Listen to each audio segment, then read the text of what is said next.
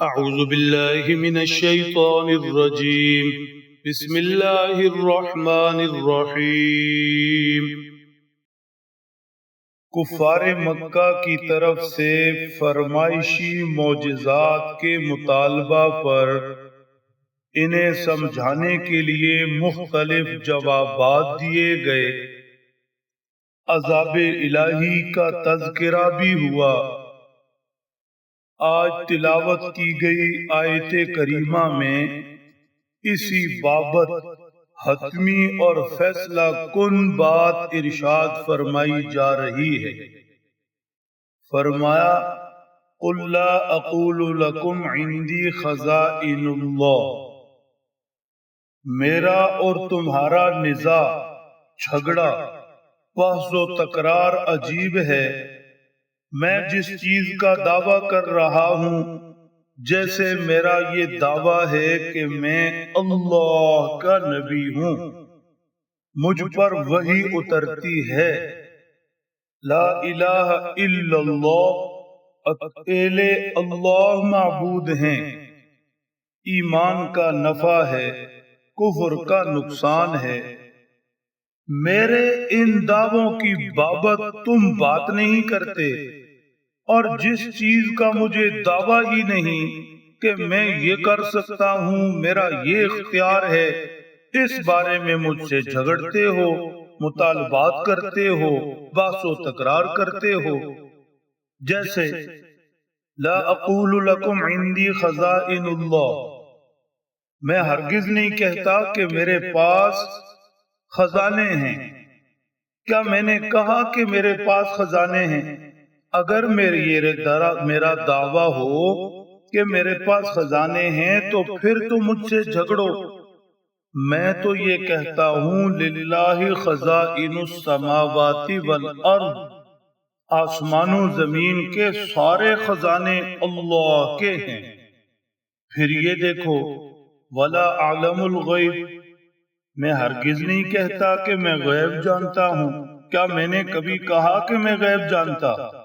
اگر کہا ہو تو تمہارا سوال بنتا ہے متی ھذا الوعد ان کنتم صادقین، سچے ہیں تو بتائیں قیامت کب واقع ہوگی۔ ہرگز نہیں کہتا۔ میں تو کہتا ہوں للہ غیب السماوات والارض، آسمان و زمین کا سارا غیب اللہ جانتے۔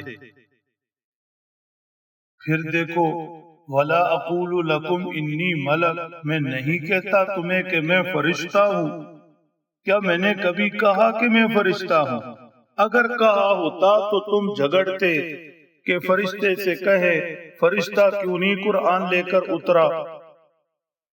اچھی طرح سمجھ لو ان اتبع الا ما یوحى الی، میرا دعویٰ یہ ہے اس بابت بات کرو کہ مجھ پر وحی الہی اترتی ہے، میں اللہ کی اتری وحی کا پابند بھی ہوں اور اس کا داعی بھی ہوں، اسی طرف بلاتا ہوں۔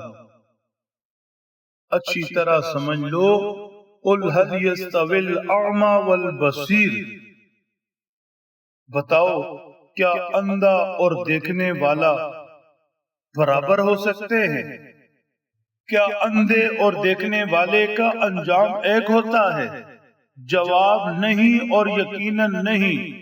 تو پھر اللہ کے ہاں یہ دونوں برابر کیسے ہو سکتے ہیں؟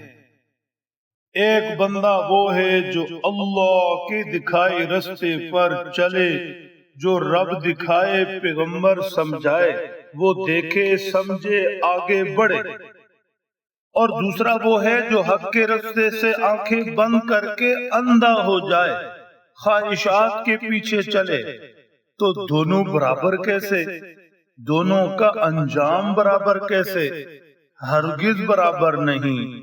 اللہ کے دکھائے رستے کو دیکھ کر چلنے زندگی گزارنے والا منزل پا لیتا ہے جنت، اور اللہ کی دکھائے پیغمبر کے سمجھائے رستے کو چھوڑنے والا، اس سے آنکھیں بند کرنے والا اپنے انجام کو پہنچتا ہے جہنم۔ افلا تتفکرون، کیا تم سوچتے نہیں؟ کیا تمہیں اتنی سمجھ نہیں؟ یاد رکھو رب چاہی کا نتیجہ جنت ہے، من چاہی کا انجام دوزخ ہے۔ اب اختیار تمہارا ہے، رب چاہی گزارتے ہو یا من چاہی۔ اللہ سمجھ دیں، عمل کی توفیق بخشے۔